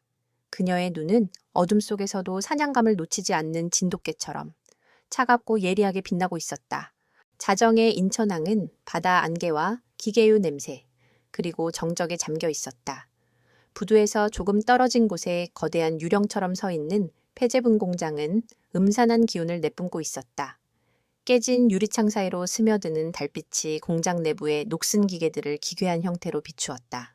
공장 2층의 어두운 구석. 강서연은 적용용 라이플의 스코프로 공장 입구를 주시하고 있었다. 그녀의 숨소리는 들리지 않을 정도로 고요했다. 공장 곳곳에는 그녀의 팀원들이 그림자처럼 숨어 있었고, 그들이 설치한 초소형 카메라가 촬영하는 영상은 공장 밖 벤에 대기 중인 다른 팀원들과 4명의 증인들에게 실시간으로 전송되고 있었다. 약속 시간 5분 전, 한태어가 낡은 코트깃을 세우며 공장 안으로 들어섰다. 그는 약속 장소인 공장 중앙의 넓은 공터로 걸어가 텅 빈 드럼통 옆에 섰다. 이어피스를 통해 서연의 목소리가 들려왔다. 심호흡해. 너무 긴장하면 티가 나. 걱정 마십시오. 이 정도 무대는 제 전문입니다. 한타여의 목소리는 태연했지만 그의 심장은 미친 듯이 뛰고 있었다. 그는 주머니에 손을 넣고 휘파람을 부는 척하며 초조함을 감췄다. 정확히 자정. 공장 입구로 검은색 세단 3대가 소리 없이 미끄러져 들어왔다. 차에서 내린 것은 검은 양복을 입은 남자 8명. 그들의 선두에는 최기철 이사가 서 있었다. 그의 얼굴은 감정을 읽을 수 없는 가면처럼 차가웠다. 그들은 약속 장소로 바로 오지 않았다. 2명은 바깥에서 망을 받고 4명은 전문가용 탐지 장비를 꺼내 공장 내부를 샅샅이 훑기 시작했다. 주파수 탐지기, 열화상 카메라까지 동원되었다. 서연과 팀원들은 숨을 죽였다. 그들이 설치한 장비는 군용 수준의 최신 스텔스 장비였지만 상대 역시 만만치 않았다. 젠장. 저놈들 장비가 우리 것보다 좋아 보이는데 박 경사가 나지막이 속삭였다. 몇 분이 흐르고 시간은 영원처럼 길게 느껴졌다. 마침내 탐색을 마친 부하가 최 이사에게 다가가 고개를 저었다. 깨끗하다는 신호였다. 그제야 최 이사는 한태어를 향해 걸어왔다. 당신이 주다스인가? 최 이사의 목소리는 물기 하나 없이 건조했다. 한태어가 어깨를 으쓱하며 대답했다. 이름은 여러 개지. 물건부터 확인하시지. 돈은 가져왔나? 돈은 차에 있다. 물건의 가치를 먼저 확인해야겠어. 최 이사의 부하 중 하나가 노트북 가방을 들고 와 한태어 앞에 열었다. 한태어는 주머니에서 암호화된 USB를 꺼내 연결했다. 화면에 미락의 신약 데이터와 청송 법무법인의 계좌 파일이 나타났다. 최 이사의 눈이 날카롭게 빛났다. 파일을 열어봐. 한태어는 일부러 손을 떨며 몇 개의 파일을 열어 보여주었다. 김진우와 이수진이 만들어둔. 진짜처럼 보이지만 핵심은 빠져있는 미끼 데이터였다. 초회 이사는 데이터의 일부를 자신의 휴대폰으로 전송해 본사에 있는 전문가에게 확인을 요청했다. 긴장된 침묵이 흘렀다. 서연은 스코프를 통해 초회 이사의 미세한 표정 변화 하나까지도 놓치지 않고 주시했다. 작전에 성패가 걸린 순간이었다. 잠시 후 초회 이사의 휴대폰이 짧게 진동했다. 전문가의 확인 메시지였다. 그는 만족스러운 듯 고개를 끄덕였다. 좋아, 물건은 확인됐다. 최 이사가 손짓하자. 부하 하나가 차에서 검은색 돈가방 2개를 들고 왔다. 가방이 열리자. 안에는 5만 원권 현금 다발이 가득 차 있었다. 이제 USB를 넘겨. 최 이사의 눈빛이 차갑게 변했다. 그는 한태호에게서 USB를 건네받는 순간 그를 처리할 생각이었다. 바로 그 순간이었다. 지금이다, 움직여. 서연의 명령이 팀원들의 이어피스를 통해 울려 퍼졌다. 공장의 모든 출입구에서 서연의 팀원들이 섬광탄을 터뜨리며 쏟아져 들어왔다. 굉음과 함께 공장 전체가 대낮처럼 밝아졌다. 최 이사의 부하들이 미처 반응하기도 전에. 서연의 팀은 그들을 덮쳤다. 최 이사는 놀라운 반사신경으로 몸을 날려 기계 뒤에 몸을 숨겼다. 그는 즉시 허리춤에서 권총을 뽑아 응사했다. 순식간에 공장은 아수라장이 되었다. 총성과 고함 소리가 뒤섞였다. 한태호는 계획대로 돈가방을 들고 약속된 퇴로로 몸을 날렸다. 서연은 2층에서 정확한 저격으로 적들의 움직임을 제압하며 팀원들을 지원했다. 박 경사와 팀원들은 훈련된 움직임으로 초회 이사의 부하들을 하나씩 제압해 나갔다. 수적으로는 불리했지만 기습의 효과와 완벽한 팀워크가 그 차이를 메우고 있었다. 하지만 초회 이사는 호락호락한 상대가 아니었다. 그는 혼란을 틈타 연막탄을 터뜨리고 연기 속으로 사라졌다. 서연은 스코프에서 그가 사라진 것을 확인하고 즉시 2층에서 뛰어내렸다. 그녀는 짐승 같은 감각으로 초회 이사의 도주 경로를 예측하고 그를 추격했다. 두 사람은 공장 뒤편의 복잡한 기계들 사이에서 마주쳤다. 짧은 순간 두 사람의 눈빛이 허공에서 부딪혔다. 서연이 먼저 총을 쏘았지만 초회 이사는 컨베이어 벨트 뒤로 몸을 숨기며 총알을 피했다. 그는 반격할 생각 대신 그대로 몸을 돌려 부두의 어둠 속으로 사라졌다. 젠장, 서연은 더 이상 쫓지 않았다. 무리한 추격은 위험했다. 그녀는 현장으로 돌아왔다. 상황은 정리되어 있었다. 초회 이사의 부하 6명이 모두 체포되었고 돈 가방과 그들이 가져온 노트북도 확보했다. 하지만 가장 중요한 목표였던 초회 이사를 놓쳤다. 팀장님, 죄송합니다. 제가 박 형사가 다가와 말했다. 서연이 그의 말을 막았다. 아니, 자네 탓이 아니야. 상대가 그만큼 교활한 놈이었을 뿐. 하지만 우리도 빈손은 아니야. 이 돈과 체포된 놈들이 바로 움직이는 증거니까. 작전은 절반의 성공이었다. 미라지 그룹 회장실. 윤태석은 초회 이색에서 작전이 실패했다는 보고를 받고 이성을 잃었다. 그는 책상 위의 모든 것을 바닥에 쓸어버리며 포효했다. 실패 돈과 부하들까지 다 뺏기고 왔다고 이 무능한 놈개 한 마리. 여우 새끼 몇 마리도 처리 못해서 이 사단을 만들어 그의 분노는 극에 달했다. 100억이라는 현금 손실도 컸지만 자신의 신복들이 경찰에 체포되었다는 사실이 그를 미치게 했다. 그들의 입에서 무슨 말이 나올지 몰랐다. 자신의 왕국에 처음으로 균열이 생기기 시작한 것이다. 공포와 분노에 휩싸인 그는 결국 넘지 말아야 할 선을 넘고 말았다.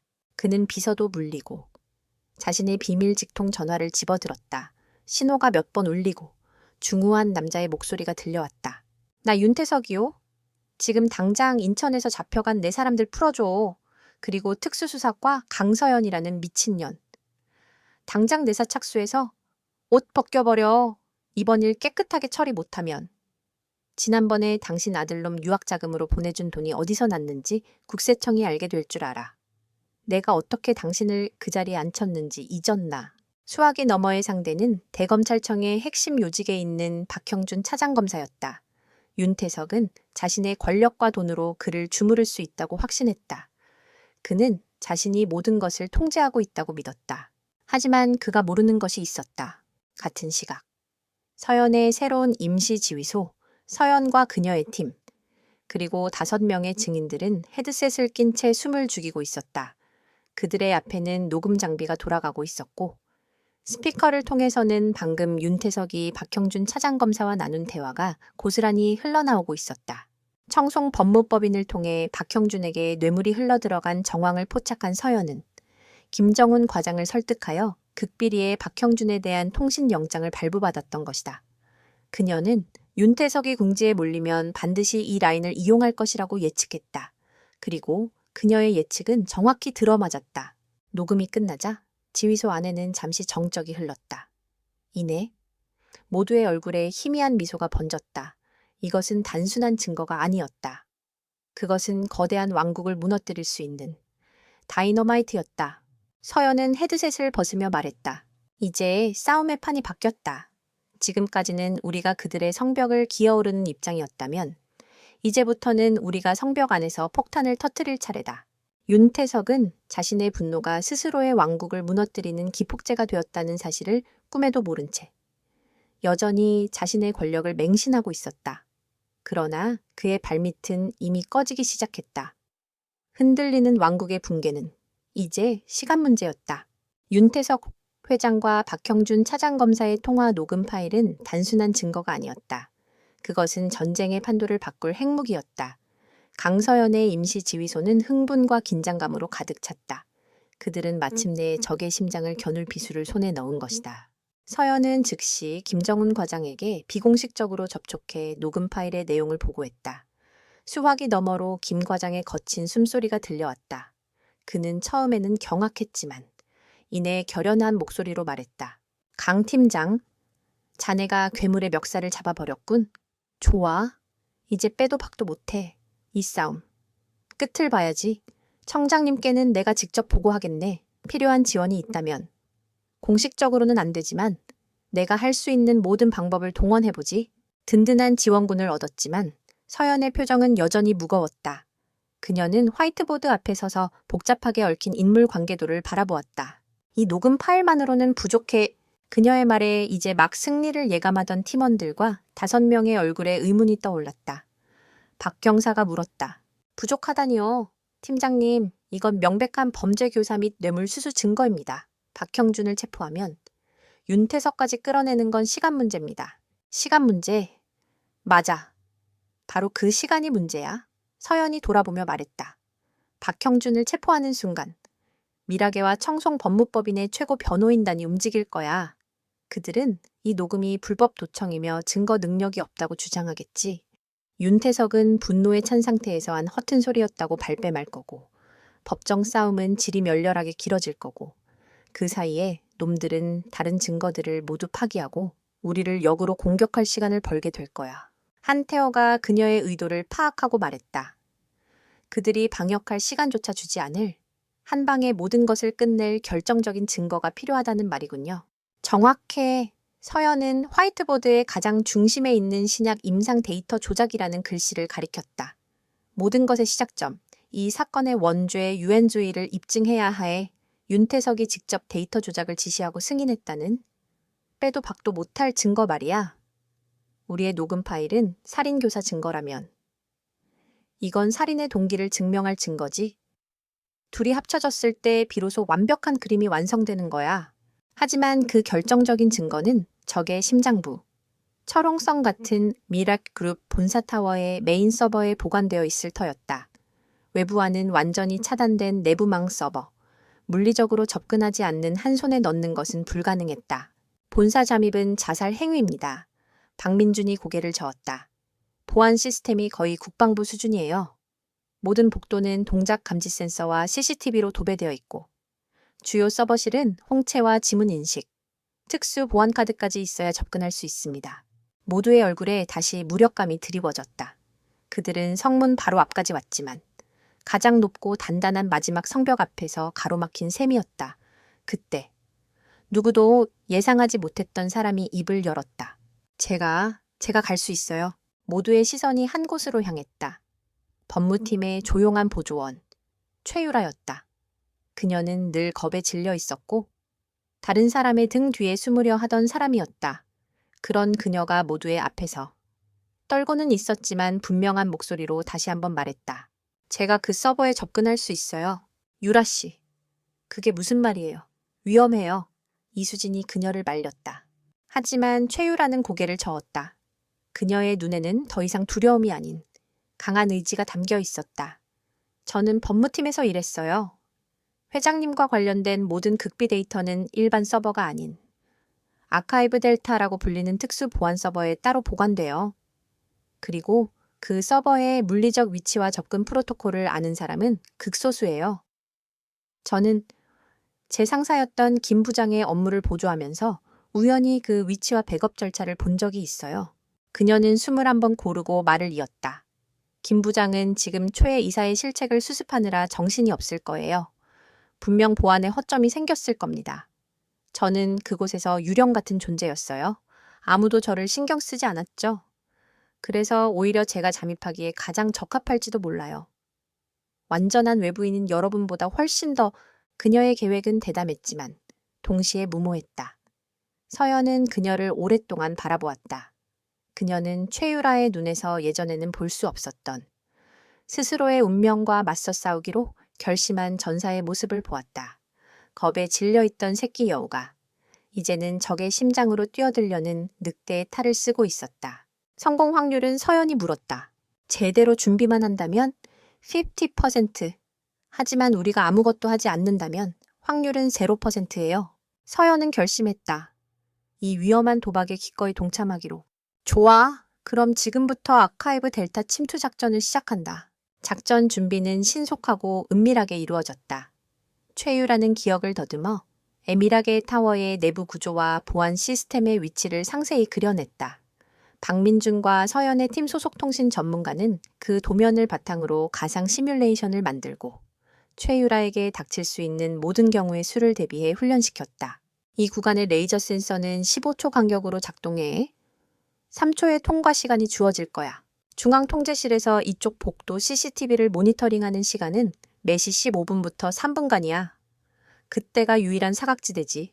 그들은 최율에게 소형 카메라와 이어피스를 장착시켜 지휘부에서 그녀의 시야를 공유하고 실시간으로 지시를 내릴 수 있도록 준비했다. 작전 당일 밤, 최유라는 예전 유니폼인 평범한 오피스룩 차림으로 미라게 타워 앞에 섰다. 그녀의 심장은 금방이라도 터져나올 것 같았지만 그녀는 심호흡을 하며 자신을 다잡았다.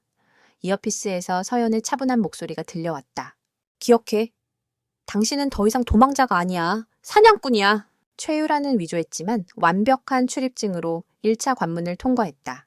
로비의 보안 요원은 그녀의 얼굴을 한번 쓱 보고는 아무런 의심 없이 통과시켜 주었다. 그녀는 계획대로 비상계단을 통해 움직이기 시작했다. 엘리베이터는 기록이 남기 때문이었다. 고요한 복도를 걷는 그녀의 발걸음 소리가 유난히 크게 울렸다.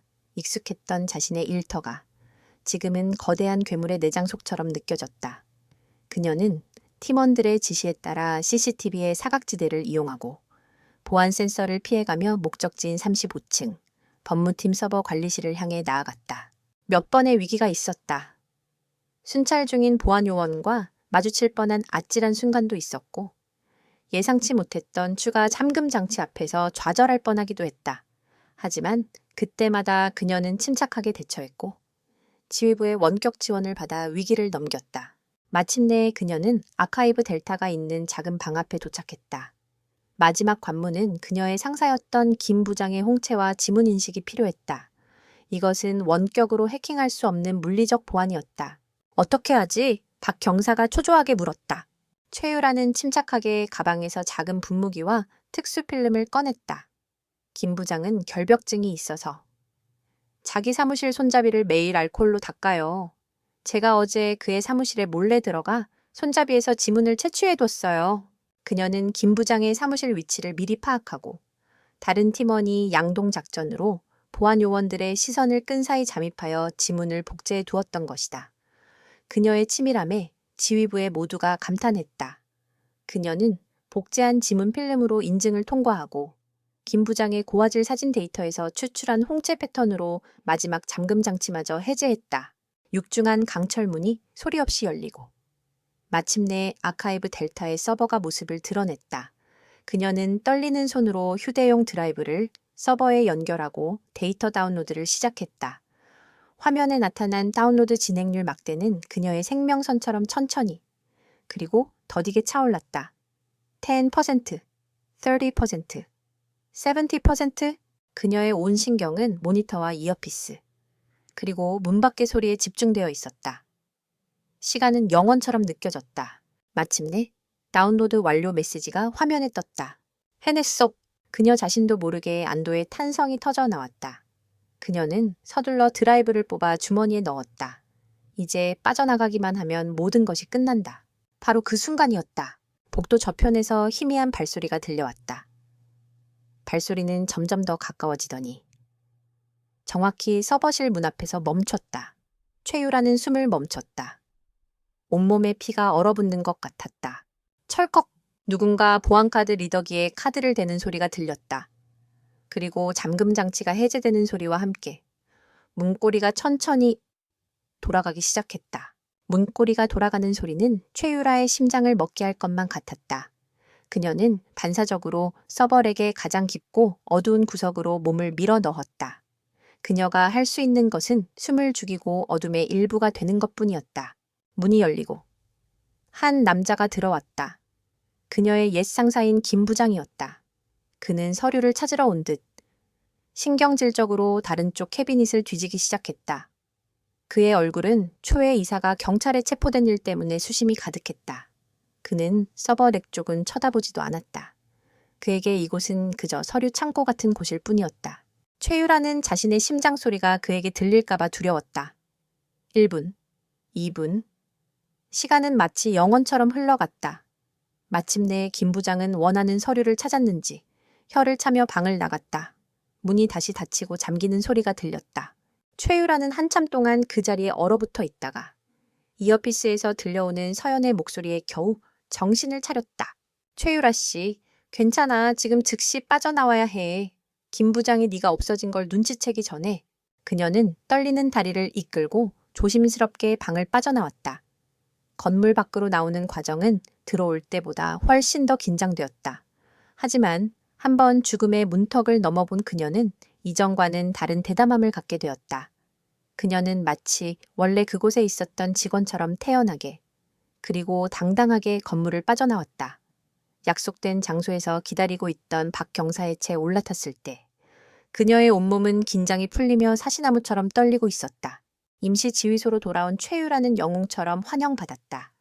그녀가 내민 작은 드라이브를 받아든 서연의 손은 미세하게 떨리고 있었다. 팀의 통신 전문가가 드라이브를 노트북에 연결하고 보안을 해제했다.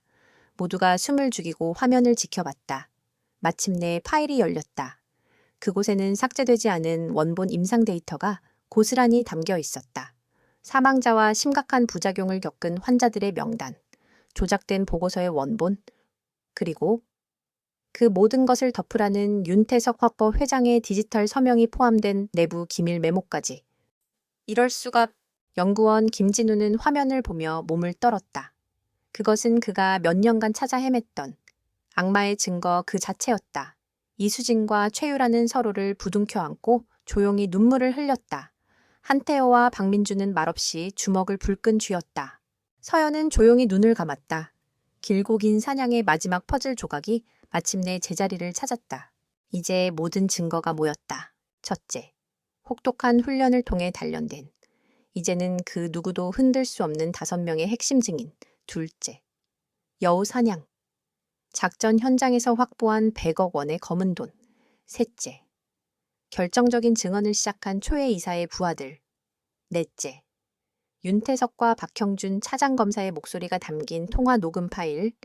그리고 마지막으로 모든 범죄의 시작을 증명하는 서버의 원본 데이터. 이제 칼을 뽑을 시간이 되었다. 서연은 김정훈 과장에게 모든 증거가 확보되었음을 보고했다. 보고를 받은 김 과장은 잠시 침묵하더니 결연한 목소리로 말했다. 알겠다. 내일 새벽 6시 작전을 개시한다. 내가 직접 지휘부에 들어가 청장님께 재가를 받고 검찰 내부의 부패를 척결하려는 특임 검사팀과 연결해주지. 박형준을 체포하는 건 그들에게 맡긴다. 강 팀장은 오직 윤태석과 미라아시 그룹에만 집중해 단 한 놈도 빠져나가지 못하게 완벽하게 포위망을 짜도록. 마지막 결전을 하루 앞둔 밤 임시 지휘소에는 기묘한 고요함이 흘렀다.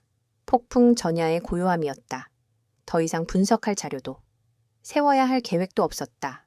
모든 준비는 끝났고 이제 남은 것은 기다림뿐이었다.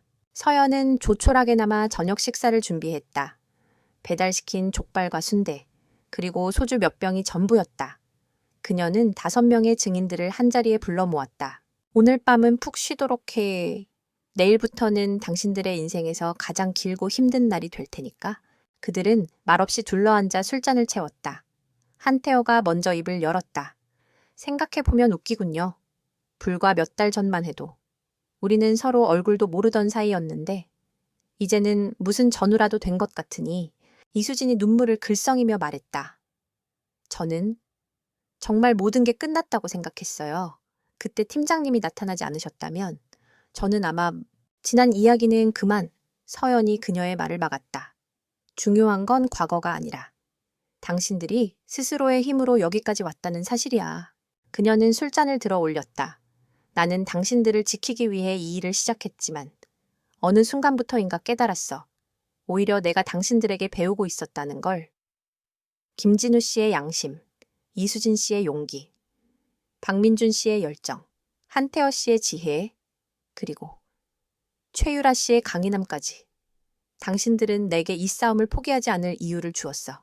서연이 처음으로 그들에게 보여주는 진심이었다.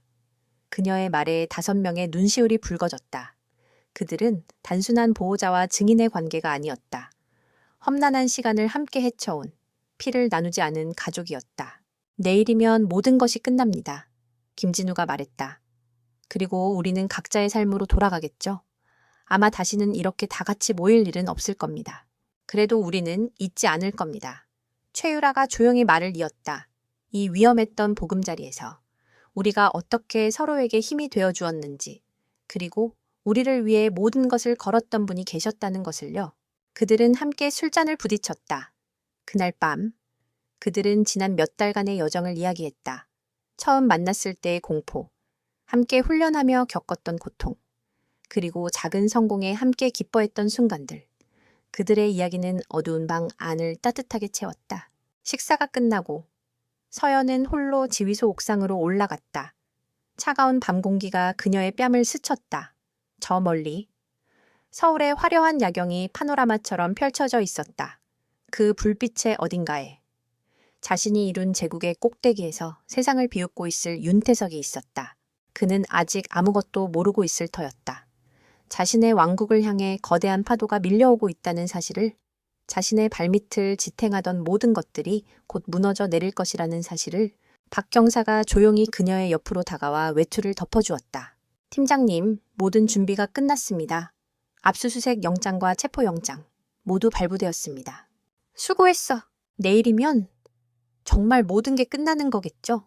서연은 대답 대신 도시의 불빛을 향해 길고 하얀 담배 연기를 내뿜었다.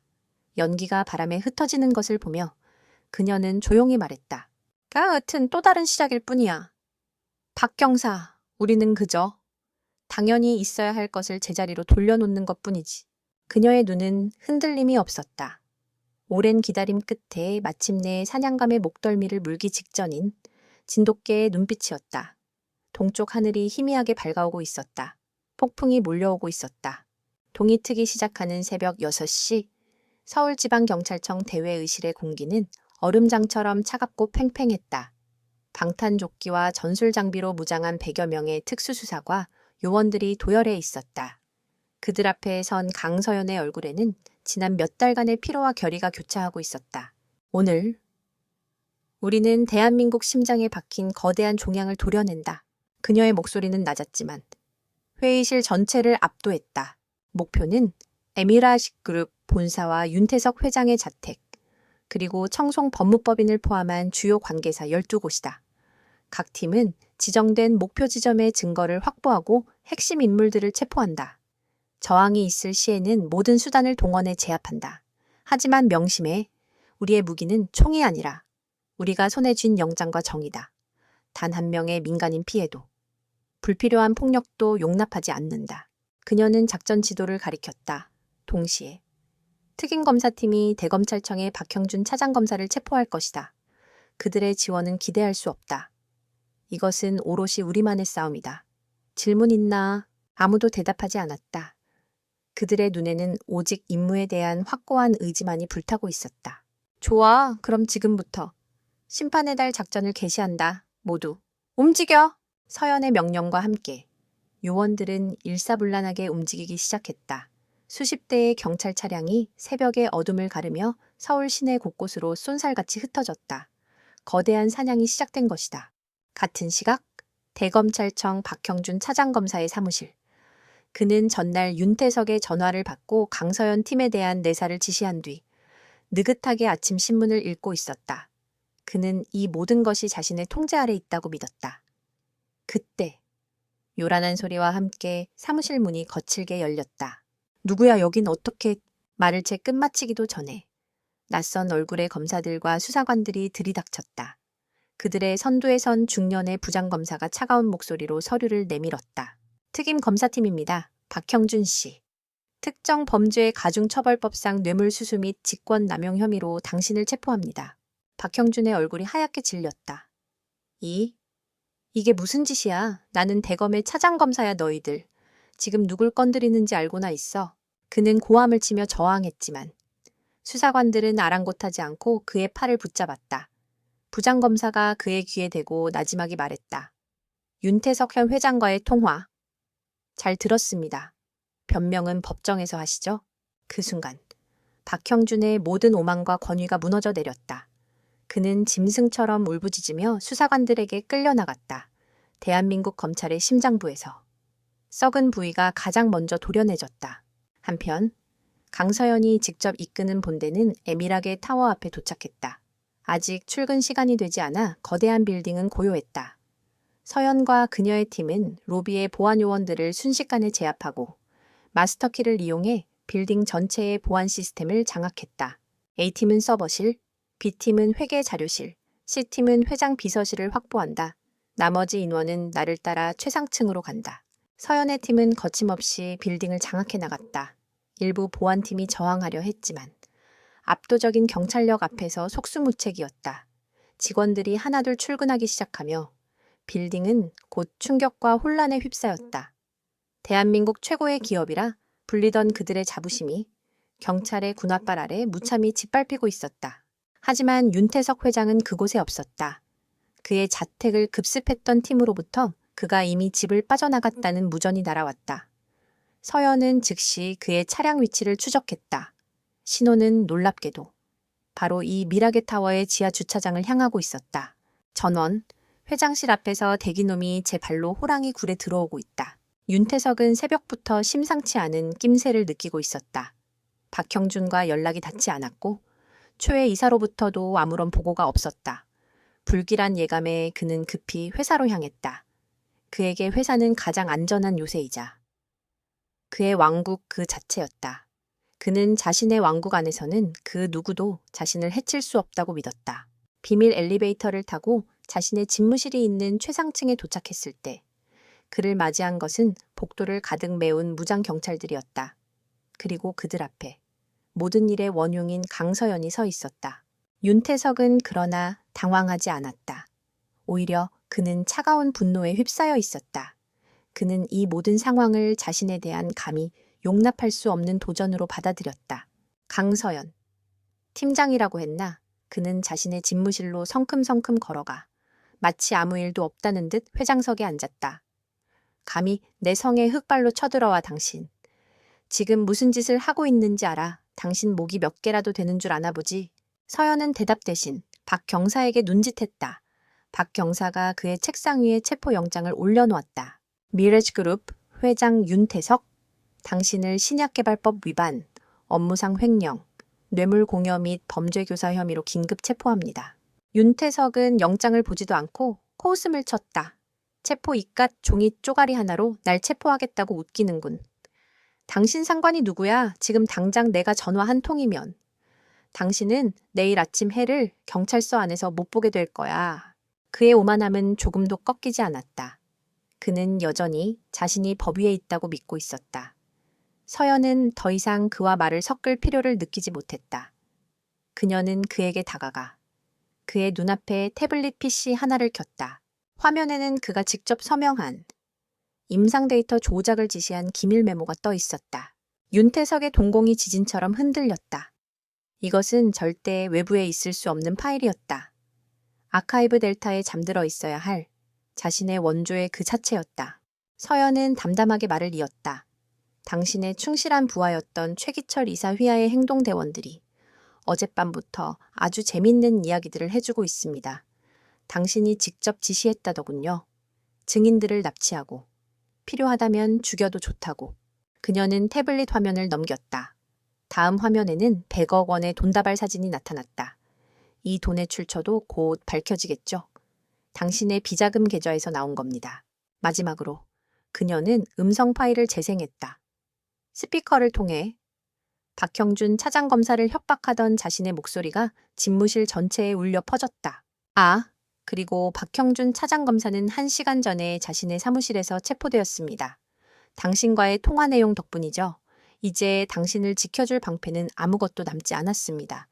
윤태석 씨, 한마디. 한마디가 거대한 망치가 되어 그의 세계를 부수고 있었다. 윤태석의 얼굴에서 오만함과 분노가 사라지고 처음으로 공포와 당혹감이 떠올랐다. 자신이 쌓아 올린 철옹성 같던 왕국이 이 여자 한 명에 의해 모래성처럼 무너져 내리고 있었다. 거짓말이야? 그는 짐승처럼 소리치며 책상 위에 컴퓨터 본체를 부수려 했다. 하지만 그가 움직이기도 전에 박 경사와 팀원들이 그를 덮쳐 제압했다. 바닥에 짓눌린 채 그는 여전히 현실을 부정하며 발버둥 쳤다. 서연은 차갑게 그를 내려다보며 그의 손에 은색 수갑을 채웠다. 철컥 하는 소리가 그의 왕국에 내려진 사망 선고처럼 울려 퍼졌다. 윤태석, 당신은 묵비권을 행사할 수 있으며 변호인을 선임할 권리가 있고 당신이 하는 모든 발언은 법정에서 불리하게 작용할 수 있다. 윤태석이 수갑을 찬 채 경찰들에게 끌려 빌딩 밖으로 나왔을 때 그곳에는 수백 명의 기자들이 장사진을 치고 있었다. 대한민국 경제를 이끄는 혁신의 아이콘, 젊은이들의 우상이었던 그의 초라한 모습이 수천 개의 카메라 플래시 세례를 받으며 전국에 생중계되었다. 같은 시각, 안전한 곳에서 TV를 통해 그 모습을 지켜보던 5명의 얼굴 위로 뜨거운 눈물이 흘러내렸다. 길고 길었던 싸움이 마침내 끝나는 순간이었다. 서연은 미라게 타워 앞에 서서 떠오르는 아침 해를 바라보았다. 요란한 사이렌 소리가 점차 멀어져 갔다. 거대한 악의 심장이 멎었다. 그녀는 깊게 숨을 들이쉬었다. 공기는 그 어느 때보다 상쾌했다. 심판의 날은 그렇게 지나가고 있었다. 심판의 날 이후 대한민국은 한동안 마렉 그룹이라는 거대한 태풍의 영향권에서 벗어나지 못했다. 윤태석 회장의 구속은 시작에 불과했다. 강서연 팀이 확보한 증거들은 사회 곳곳에 숨어있던 암세포들을 남김없이 드러냈다. 재판은 세기의 재판이라 불릴 만큼 온 국민의 관심 속에서 진행되었다. 법정에선 윤태석은 초반에는 여전히 오만한 태도를 유지하려 애썼다. 하지만 그의 왕국을 지탱하던 모든 기둥이 무너진 뒤였다. 박형준 차장검사를 비롯한 부패한 권력자들은 자신들이 살기 위해 윤태석의 범죄를 앞다투어 폭로했다. 초의 이사는 모든 것을 체념한 듯 담담하게 윤태석의 지시 사항들을 증언했다. 그리고 결정적으로 법정의 증인으로 선 5명의 모습은 대중의 인식을 완전히 바꾸어 놓았다. 그들은 더 이상 언론이 만들어낸 교활한 여우가 아니었다. 거대한 악 앞에서 자신의 모든 것을 걸고 양심을 지키려 했던 평범하지만 용감한 시민들이었다. 그들의 증언은 차분했지만 그 어떤 외침보다 강력한 힘을 가지고 있었다. 결국 법원은 윤태석에게 뇌물, 횡령, 증거 조작, 살인교사 등 적용 가능한 거의 모든 죄목을 인정하여 무기징역을 선고했다. 한때 대한민국을 호령하던 젊은 제왕의 시대는 그렇게 허무하게 막을 내렸다. 미래계의 그룹은 검찰의 직접 관리에 대대적인 구조조정에 들어갔고 전문 경영인 체제로 전환되며 과거의 오명을 씻어내기 위한 기나긴 과정에 돌입했다. 하지만 이 사건이 가져온 모두를 깜짝 놀라게 한 결과는 단순히 한 기업의 몰락과 범죄자들의 처벌이 아니었다. 진짜 놀라운 변화는 사회 전체에서 일어났다. 5 여우 사건은 거대한 불씨가 되었다. 그들의 용기에 감화된 수많은 내부 고발자들이 사회 곳곳에서 목소리를 내기 시작했다. 오랫동안 불의에 침묵하던 사람들이 이제는 자신들도 세상을 바꿀 수 있다는 희망을 품게 된 것이다. 대한민국은 밀락의 사태를 겪으며 고통스럽지만 의미 있는 성장통을 치렀다. 시간이 흘렀다. 세상이 점차 안정을 되찾아갈 무렵 5명의 증인들은 증인 보호 프로그램에 따라 새로운 신분과 함께 새로운 삶을 시작할 준비를 마쳤다. 정부는 그들의 공로를 인정하여 충분한 보상금을 지급했다. 그들은 마지막으로 강서연을 만나기 위해 조용한 식당에서 모였다. 가장 먼저 입을 연 것은 김진우였다. 그는 예전의 순진한 연구원의 모습이었지만 눈빛은 훨씬 더 단단해져 있었다. 저는 작은 연구소를 차리기로 했습니다. 거창한 신약 개발은 아니더라도 정말로 사람을 살리는 정직한 약을 만들고 싶습니다. 이수진은 부드럽게 미소 지었다. 저는 시민단체에 들어가기로 했어요. 기업의 투명성을 감시하는 일을 맡게 됐죠. 다시는 저희 같은 피해자가 나오지 않도록 제가 가진 능력으로 감시자가 되려고요. 박민주는 머리를 긁적이며 말했다. 저는 다시 대학에 들어가서 산업안전공학을 공부해볼까 합니다. 사람의 목숨보다 중요한 건 없다는 걸 이번에 뼈저리게 느꼈거든요. 냉소적이던 한태여의 얼굴에도 따뜻한 미소가 걸려 있었다. 믿기지 않겠지만 저는 공익 광고를 만드는 회사에 취직했습니다. 사람을 속이는 재주. 이제는 좋은 일에 한번 써보려고요. 마지막으로. 모두의 시선이 최율에게 향했다. 그녀는 조용히, 하지만 분명한 목소리로 말했다. 저는 로스쿨에 가기로 결심했습니다. 법이 약한 사람들을 지켜주지 못한다면 제가 직접 그 법을 휘두르는 사람이 되어서 약한 사람들의 방패가 되어주고 싶습니다. 그들은 각자의 숲으로 돌아갈 준비를 마친 것이다. 더 이상 겁에 질린 사냥감이 아니라 스스로의 길을 개척해 나갈 강인한 존재가 되어서 그들은 서로 다른 길을 가게 되겠지만 그들의 마음속에는 영원히 지워지지 않을 끈끈한 유대가 남아 있을 터였다. 그들은 마지막으로 서연을 향해 깊이 고개를 숙였다. 팀장님, 아니, 서연 언니, 평생 이 은혜는 잊지 않겠습니다. 당신들이 아니었다면 불가능한 일이었어. 서연은 덤덤하게 말했다. 나는 그저 당신들이 스스로의 힘으로 일어설 수 있도록 약간 등을 밀어주었을 뿐이야. 잘 살아. 그것이 나에게 보답하는 유일한 길이다. 그것이 그들의 마지막 만남이었다. 1년 후, 강서연은 여전히 강력계 형사였다. 미락의 사건 이후, 그녀는 잠시 언론의 스포트라이트를 받았지만 모든 인터뷰를 거절하고 조용히 자신의 자리로 돌아왔다. 승진 제안도 마다했다. 그녀는 책상에 앉아 서류와 씨름하는 것보다 범죄의 현장에서 뛰는 것이 더 적성에 맞는 사람이었다. 그녀의 팀은 새로운 사건을 맡고 있었다. 연쇄 실종 사건이었다. 사무실 화이트보드는 새로운 피해자들의 사진과 사건 관계도로 가득 찼다. 마치 아무 일도 없었다는 듯. 세상의 악은 다른 얼굴로 계속해서 고개를 들었다. 팀장님, 또 미제 사건이 될 것 같습니다. 단서가 너무 없습니다. 박 경사가 지친 목소리로 말했다. 서연은 창밖을 바라보며 담배를 입에 물었다. 그때 우편물 하나가 그녀의 책상으로 배달되었다. 발신인이 없는 평범한 그림 엽서였다. 엽서의 앞면에는 5마리의 새끼 여우가 어미 진돗가의 주변에서 평화롭게 뛰노는 그림이 그려져 있었다. 뒷면에는 짧은 글씨가 적혀 있었다. 저희는 각자의 숲에서 잘 살고 있습니다. 당신이 가르쳐준 사냥법 덕분에 이제는 어떤 맹수도 두렵지 않습니다. 고맙습니다. 우리의 영원한 어미 개님. 서연은 엽서를 보며 자신도 모르게 희미한 미소를 지었다. 그녀는 엽서를 조용히 자신의 서랍 깊숙한 곳에 넣었다. 그녀는 다시 화이트보드 앞으로 걸어갔다. 복잡하게 얽힌 사건의 실타래를. 그녀는 매서운 눈으로 응시했다. 그녀의 싸움은 아직 끝나지 않았다. 이 도시의 어딘가에는 여전히 길 잃고 겁에 질린 채 도움을 청하는 새끼 여우들이 있을 터였다. 그리고 그녀는 진돗개였다. 그들의 울음소리가 들리는 한 그녀는 결코 사냥을 멈추지 않을 것이다. 창밖으로 서울의 노을이 붉게 타오르고 있었다. 그것은 마치 새로운 시작을 알리는 신호탄 같았다.